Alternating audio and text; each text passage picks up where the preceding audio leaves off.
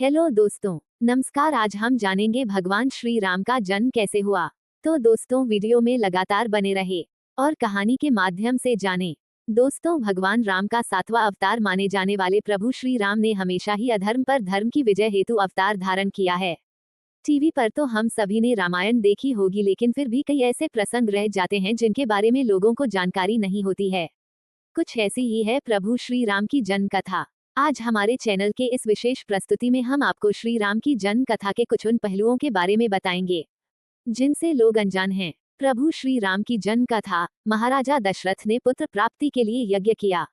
महाराज दशरथ ने श्यामकर्ण घोड़े को चतुरंगिनी सेना के साथ छुड़वाने का आदेश दिया। महाराज ने समस्त मनस्वी, तपस्वी, विद्वान ऋषि मुनियों तथा वेदविज्ञ प्रकांड पंडितों को बुलावा भेजा। वो चाहते थे कि सभी यज्ञ में शामिल हों।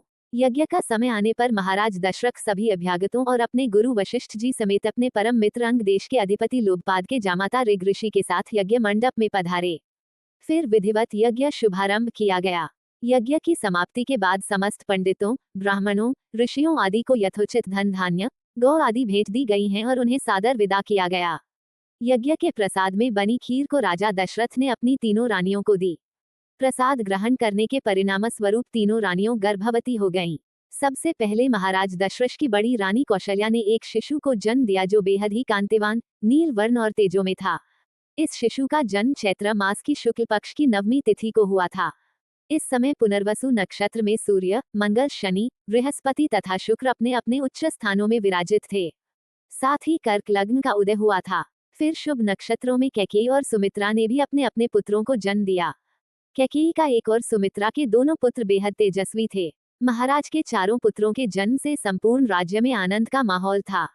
हर कोई खुशी में गंधर्व गान कर रहा था और अप्सराएं नृत्य करने लगीं। देवताओं ने पुष्प वर्षा की।